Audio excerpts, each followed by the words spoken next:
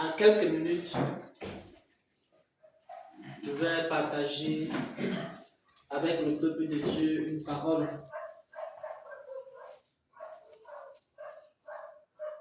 C'est une parole qui est issue des méditations que j'ai eu à faire depuis quelques jours par rapport aux situations que vivent plusieurs personnes. Et j'étais en train de recevoir cette parole. C'est une parole qui va aider plusieurs personnes à comprendre ce qui se passe dans leur vie. C'est une parole que j'aime beaucoup. Et c'est une parole qui peut donner à quelqu'un le désir de prière. C'est-à-dire si quelqu'un a du mal à prier, après avoir écouté cette parole, la personne aura soif de prier. Parce que ce matin, nous avons connu le Seigneur comme étant le maître de la vie. Le maître de la vie, ça veut dire que la vie qui nous a été donnée, le souffle à travers lequel nous respirons, il y a quelqu'un qui en est le maître. Il est le maître de notre souffle. Et il peut retirer ce souffle quand il veut, comme il veut.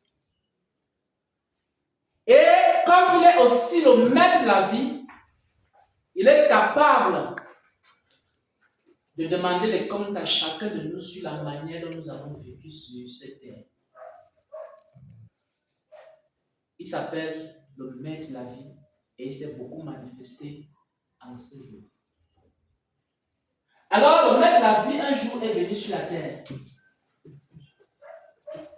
Il est venu et il s'est présenté dans Luc,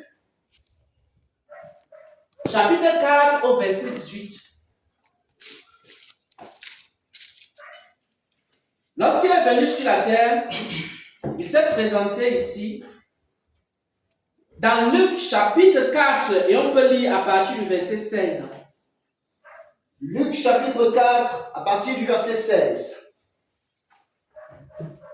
Il se rendit à Nazareth, où il avait été élevé, et, selon sa coutume, il entra dans la synagogue le jour du sabbat.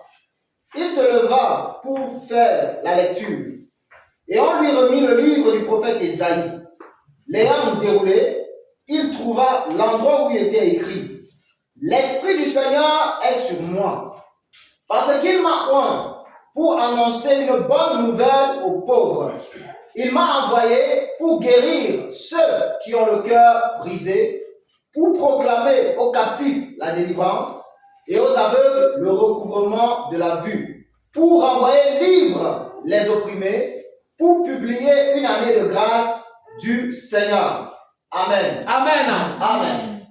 Un jour, le Seigneur Jésus arrive dans sa ville natale, là où il est né, c'est-à-dire à Nazareth. Et quand il arrive à Nazareth, dans sa patrie, là où il avait dit qu'aucun prophète n'est respecté, il va se présenter. Et on lui remit le livre du prophète Ésaïe. L'ayant déroulé, il trouva l'endroit, il était en train de chercher un endroit. Il n'a pas lu tout le livre d'Ésaïe, il a cherché, il a déroulé, il a cherché jusqu'à trouver l'endroit là. Amen. Et à cet endroit, au verset 18, il est écrit « L'Esprit du Seigneur est sur moi. » Parce que lorsque le Seigneur envoie son Esprit à travers le monde, c'est pour accomplir une mission. C'est-à-dire qu'il y a quelque chose qui lui tient à cœur. Il va accomplir cela. Mais ça ne sera pas accompli avec la puissance de l'homme, avec la capacité de l'homme. Ça ne sera pas accompli avec la sagesse humaine ou l'intelligence humaine. Ça ne sera pas accompli avec les richesses. Peut-être qu'il y a certaines personnes qui pensent qu'on fait l'œuvre de Dieu avec l'argent. Comme ils ont un grand compte bancaire, ils ont des milliards en banque. et ils créent des églises avec l'argent. Peut-être qu'il y a certaines personnes qui ont beaucoup de sagesse, beaucoup d'intelligence, beaucoup de connaissances.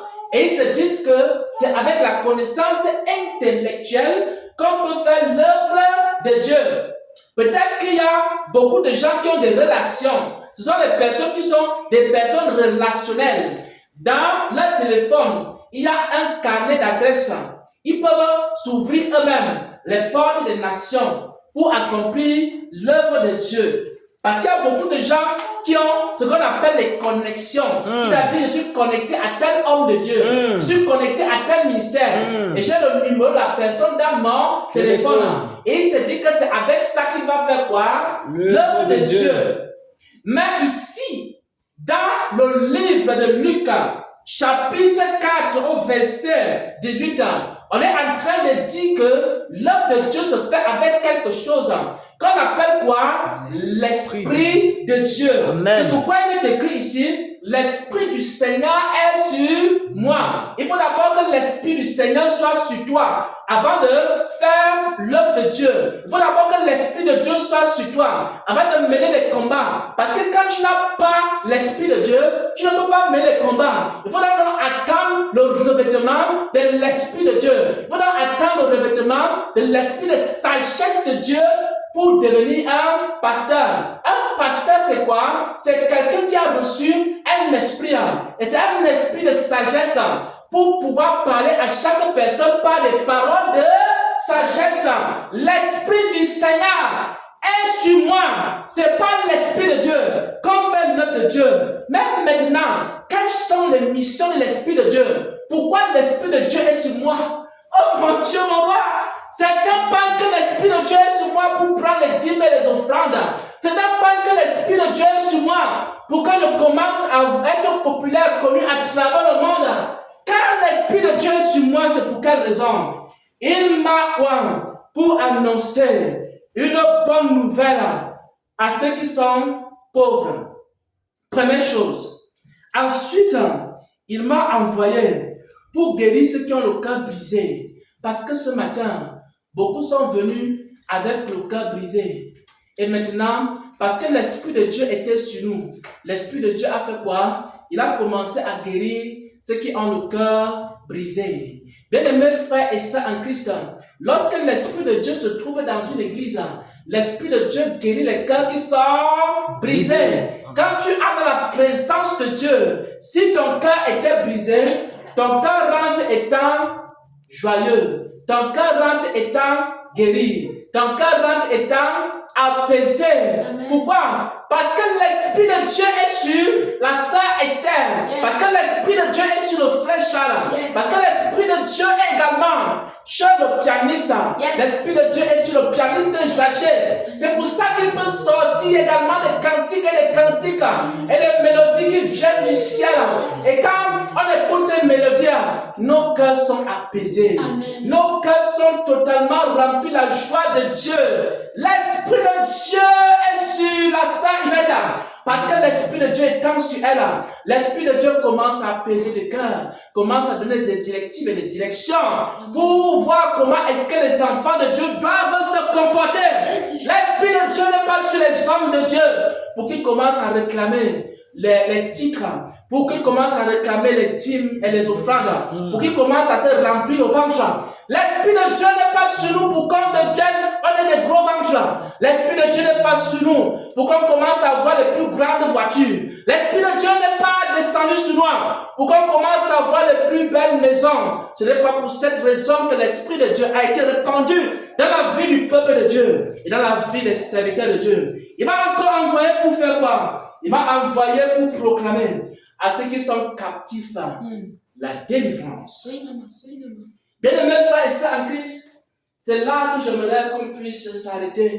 Parce que quelque part, il y a comme un fardeau dans mon cœur. C'est vrai que beaucoup de gens connaissent le serviteur Xavier comme étant quelqu'un qui aime pécher la sainteté. C'est vrai que beaucoup de gens connaissent le serviteur Xavier comme étant quelqu'un qui aime prêcher le dépouillement. C'est vrai que les gens connaissent le serviteur Xavier comme celui qui aime prêcher la pureté du corps, la pureté de l'âme, la pureté de l'esprit. Mais il y a une annonce que je veux faire ce matin. C'est que l'Esprit de Dieu est également ce jour-là, dans la vie du serviteur Xavier, pour proclamer aux captifs quoi? La délivrance. Amen. C'est pourquoi mes frères et sœurs en Christ, nous allons voir, nous allons partager une parole qui s'appelle l'esclavage spirituel. Parce qu'il y a des personnes qui sont esclaves et ils ont besoin d'être délivrés. Ils ont besoin que les liens et les chaînes qui les lient, que ces chaînes soient brisées. Jésus-Christ est venu libérer les captifs. Il est venu délivrer ceux qui sont dans les chaînes et les liens de la sorcellerie. Et nous allons prendre un passage des Saintes Écritures. Exode chapitre 1, à partir du verset 13 jusqu'au verset 14. Exode chapitre 1, à partir du verset 13 jusqu'au verset 14. Exode chapitre 1, verset 13 au verset 14. Alors les Égyptiens réduisirent les enfants d'Israël à une dure servitude. Ils leur rendirent la vie amère par de rudes travaux en argile et en briques et par tous les ouvrages des champs. Et c'était avec cruauté qu'ils leur imposaient toutes ces charges. Amen. Amen. Il y avait un peuple appelé le peuple d'Israël. Et ce peuple s'était retrouvé un jour en captivité en Égypte. Et maintenant, il y avait des Égyptiens qui dominaient sur ce peuple. Et ces Égyptiens les avaient rendu la vie tellement dure. La vie du peuple était tellement difficile qu'un jour, ils ont commencé à crier à Dieu pour que Dieu les délivre des chaînes de la servitude. Pourquoi? Parce que ces hommes et ces femmes-là, bien qu'ils étaient le peuple de Dieu, ils étaient encore esclaves. Et on va voir ici les différents types d'esclavage. Il y a encore des hommes et des femmes qui sont des enfants de Dieu, mais ils ont un cri dans leur cœur, parce qu'ils sont sous la domination des Égyptiens, parce qu'ils sont sous la domination d'un péché, parce qu'ils sont sous la domination des puissances des ténèbres. Il veut avancer dans sa vie chrétienne, il veut progresser dans sa vie chrétienne, mais il ne sait pas ce qui le ramène toujours chaque jour en arrière. Mais il faut un jour que tu dises à Dieu: Seigneur, Seigneur, délivre-moi de l'Égypte. Seigneur, délivre-moi des Égyptiens. Délivre-moi de la main de l'Égyptien. La main des Égyptiens était tellement puissante contre le peuple de Dieu.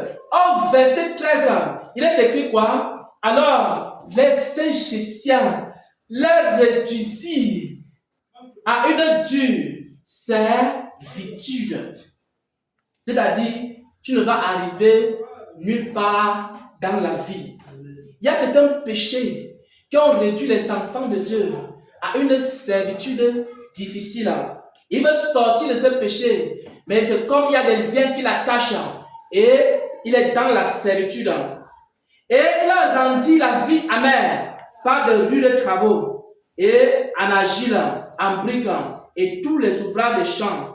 Et c'est avec cruauté qu'il leur imposait des charges. Bien-aimés, vous voulez savoir si vous êtes encore esclave d'une principauté, d'une domination, d'une puissance des ténèbres. Il faut commencer à être attentif aux songes que vous avez. Il y a certaines personnes, pendant qu'ils sont en train de rêver, ils ont des rêves qu'ils sont dans la maison d'un homme. Ils sont en train de laver les assiettes de cette personne-là. Ils sont en train de laver les marmites. Ils sont en train de laver les habits. Ils sont en train de faire la cuisine.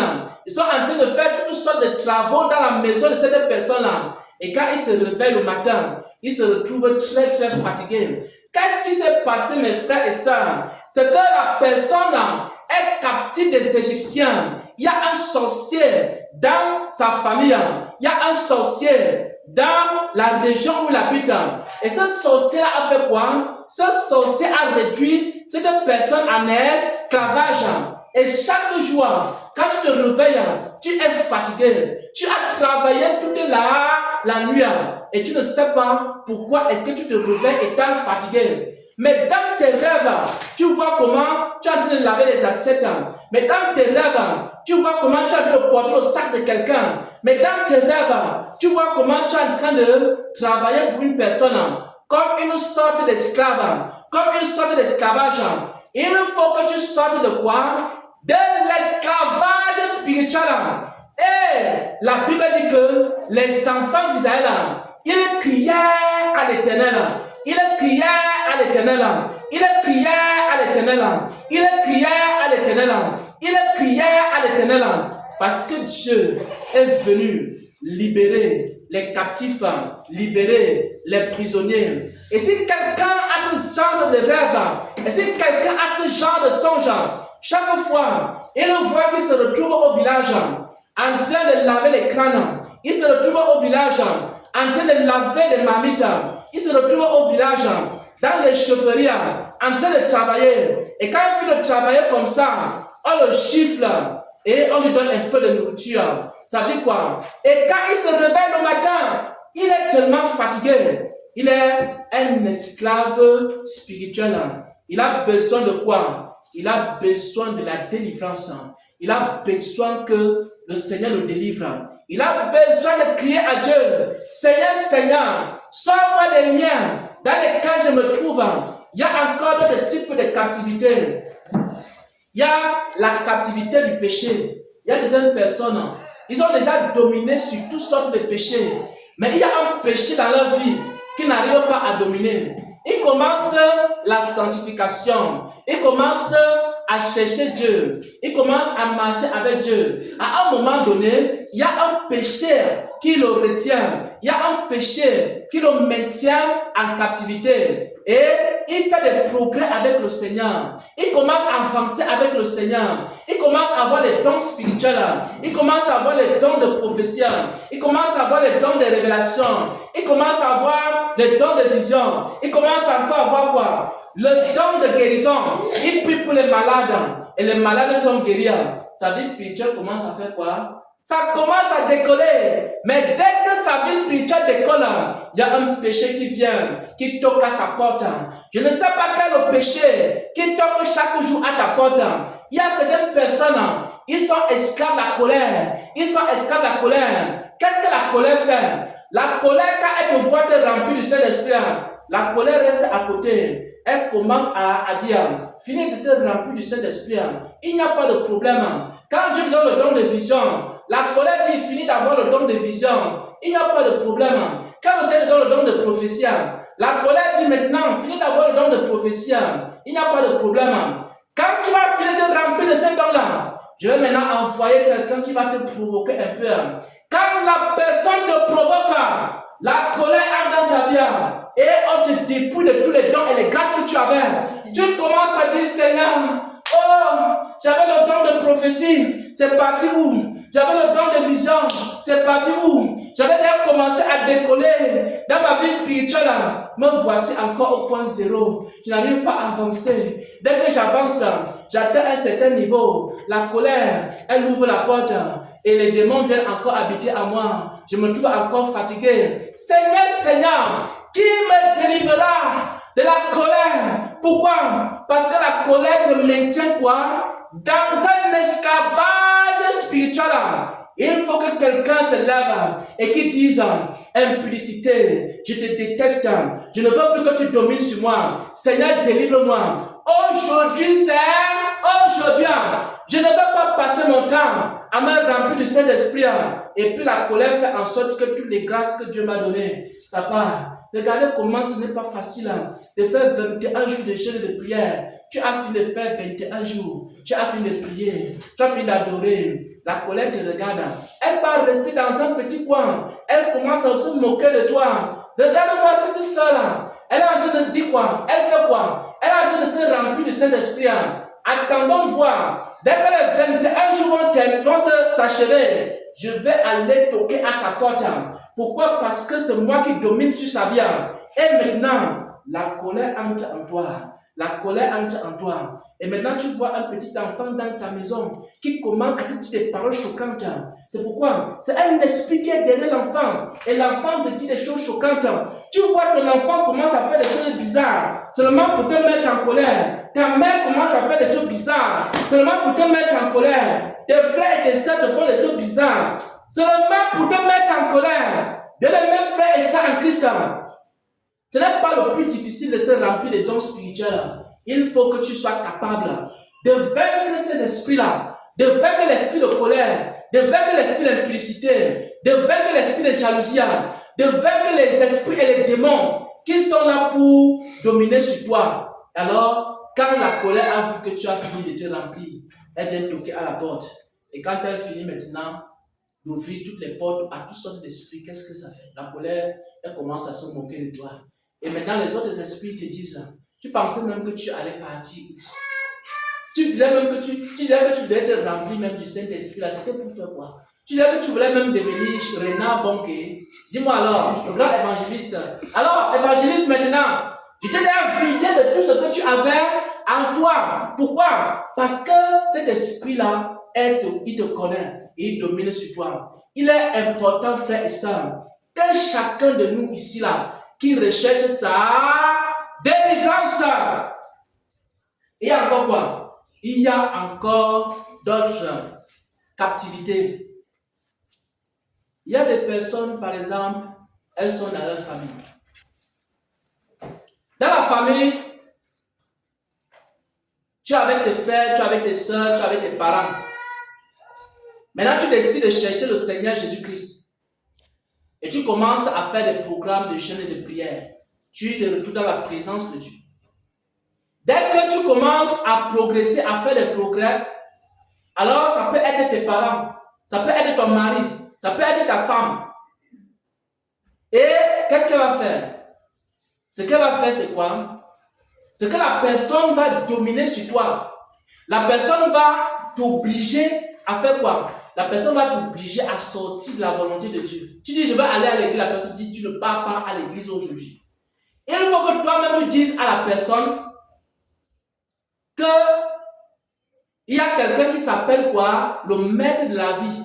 Et je ne peux pas avoir peur de celui qui peut seulement tuer le corps. Mais je dois aussi avoir peur surtout de celui qui peut, après avoir tué le corps, il tue aussi l'âme. C'est le Seigneur Jésus.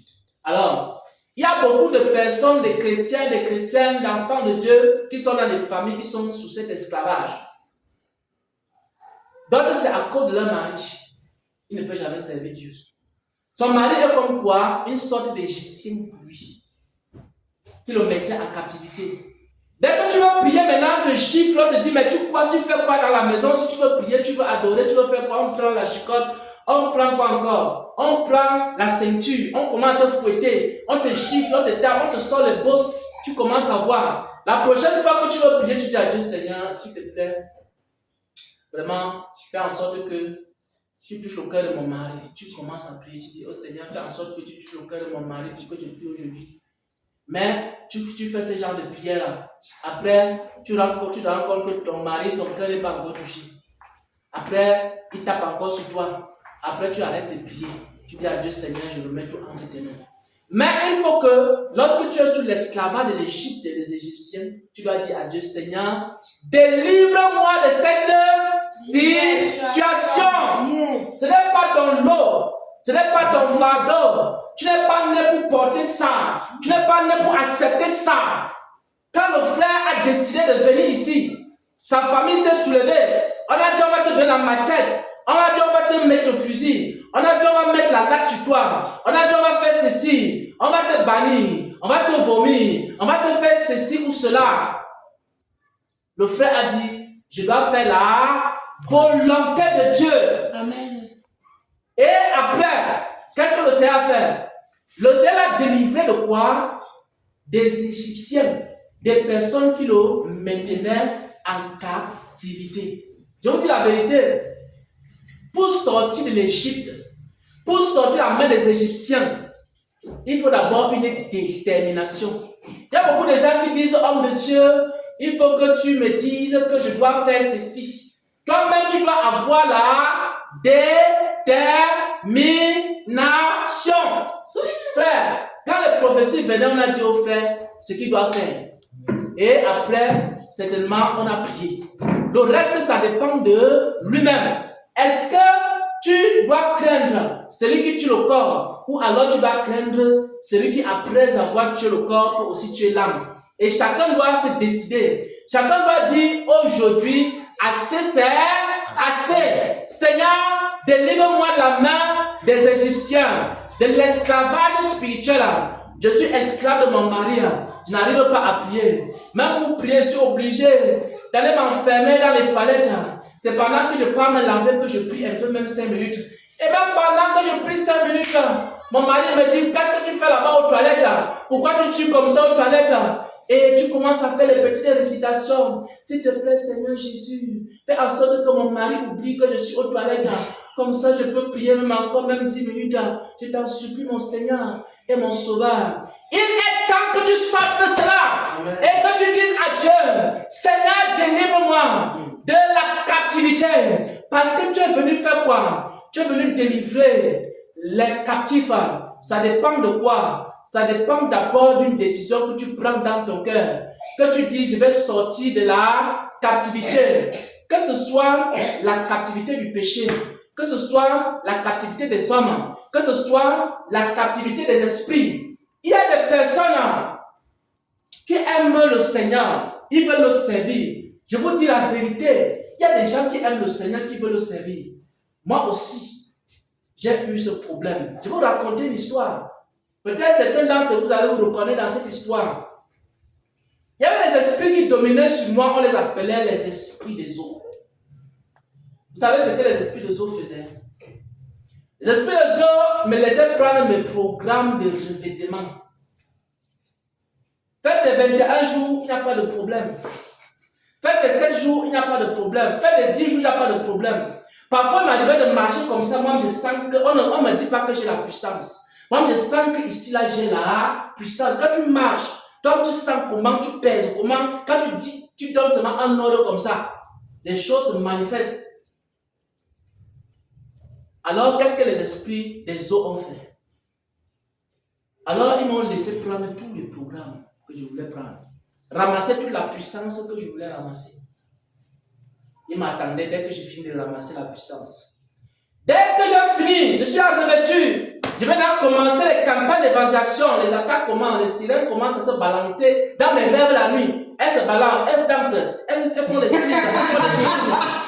C'est la danse des sirènes dans la nuit. Je vous dis la vérité, j'ai été esclave des sirènes des eaux pendant des années.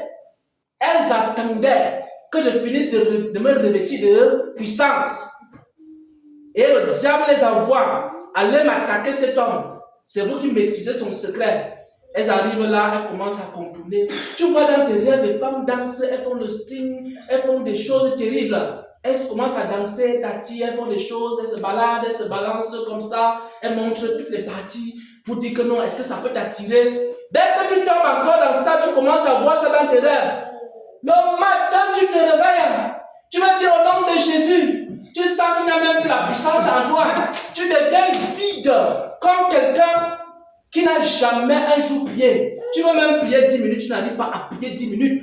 Parce que quoi? Les esprits sont venus la nuit. Et ils sont venus enlever la puissance qui était en toi. Il n'y a rien. Je vous dis la vérité, quand vous commencez à vous revêtir, vous allez mener les plus grands combats de vos vies. Je ne sais pas si quelqu'un a eu les attaques. Juste après le programme, c'est là où on commence à bombarder chaque esprit. Si c'est les esprits des autres, comme c'est elle qui dominait sur toi, allez, on envoie. Si c'est les esprits de colère, on envoie. Si c'est les esprits, donc c'est là où l'armée du diable se lève.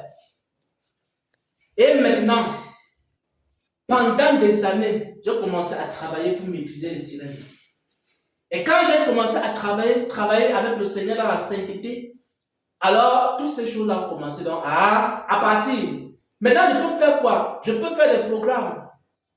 Je peux me revêtir. Je peux rester dans la présence de Dieu et je sors la présence de Dieu. Il n'y a plus aucun esprit qui me dérange. Pourquoi? Parce qu'à un moment donné, j'ai travaillé et j'ai lutté jusqu'à ce que le Seigneur m'a délivré. Et je vous dis une chose. Personne ne doit accepter l'esclavage. C'est qu'il y a des... Si quelqu'un aime l'esclavage, le diable, lui, n'a pas un problème.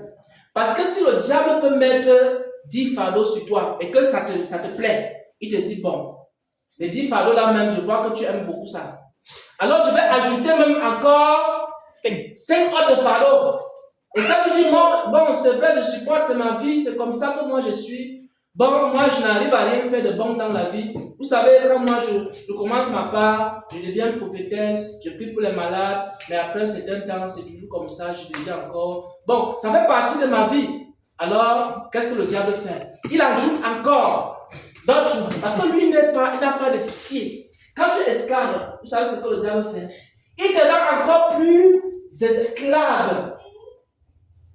Et si quelqu'un n'aime pas l'esclavage, je vous dis la vérité, pour sortir l'esclavage, il faut haïr l'esclavage. Tu peux dire aujourd'hui à Dieu, Seigneur, je ne veux plus être esclave des sirènes. Je ne veux plus être esclave de la colère. Je ne veux plus être esclave de telle ou telle chose. Je suis fatigué. Que chaque fois, il y avait encore l'ordre dans ma vie. Chaque fois qu'il y a une opportunité qui s'ouvre, on a déjà annoncé partout qu'il y a un voyage. Il y a des portes qui sont ouvertes. On ne sait pas ce qui se passe. On ne sait pas ce qui arrive. Le directeur général de l'entreprise qui a déjà proclamé le voyage, on a appelé les parents. On dit que bon, l'enfant va voyager. Subitement, on ne sait plus ce qui s'est passé. On dit on annule le voyage. Tu demandes même tu poses la question, mais pourquoi est-ce que le voyage a été annulé? Pourquoi est-ce que je ne pars plus? On n'a aucune réponse à te donner. Qu'est-ce qui s'est passé? Ce qui s'est passé, c'est quoi? Ce qui s'est passé, c'est que chaque fois qu'une porte a été ouverte dans ta vie, il y a un esprit qui s'est levé. Je me rappelle encore du songe d'une personne. Elle avait pris un programme de 3 jours de jeûne et de prière. C'est là le Seigneur lui révèle qu'il y avait quelqu'un qui avait pris ses diplômes. Et la personne avait gardé ses diplômes dans un coffre-fort. Ça veut dire que tout ce que tu vas vouloir faire dans la vie, là, il y a des travailleurs. Ils travaillent. Ils travaillent plus que tout le monde dans l'entreprise. On ne sait pas pourquoi on le déteste comme ça. Celui qui fait le chiffre d'affaires. Il arrive dans telle entreprise, on le chasse. Il arrive dans notre entreprise, on le chasse encore. Il fait 6 mois. Il y a même quelqu'un qui m'a rendu un témoignage. Il était dans une entreprise. Au moment où il devait atteindre le nombre d'années, il restait peut-être seulement 1 mois. Pour qu'après, il commence à bénéficier de certains avantages dans l'entreprise. Et même après, qu'il sera dans l'entreprise. On l'a chassé juste quelques temps avant. Bien aimé, vous appelez ça comment? Il y a des esprits qui sont là, ils dominent sur toi. Tu ne vas jamais être heureux un jour dans ta vie. Et toi, tu te dis, ah bon, c'est normal, c'est ma vie, c'est comme ça que moi je suis. Ou alors tu dis quoi? Il faut que je sorte de l'esclavage. Et tu dis à Dieu, Seigneur, sors-moi de cette situation, sors-moi de cet esclavage. Je refuse. Je dois accomplir la volonté de Dieu. Je dois accomplir ma mission sur la terre. Je refuse telle ou telle chose. Seigneur, délivre-moi. Et quand tu vas commencer à prier comme ça, tu vas te rendre compte que le Seigneur va commencer à te faire des choses que dans le passé tu ne pouvais pas faire. Voilà, bien aimés frères et sœurs, ce que je voulais partager avec le peuple de Dieu. Et ça répond également à la question que le frère a posée. Nous allons prier là-dessus avant qu'on ne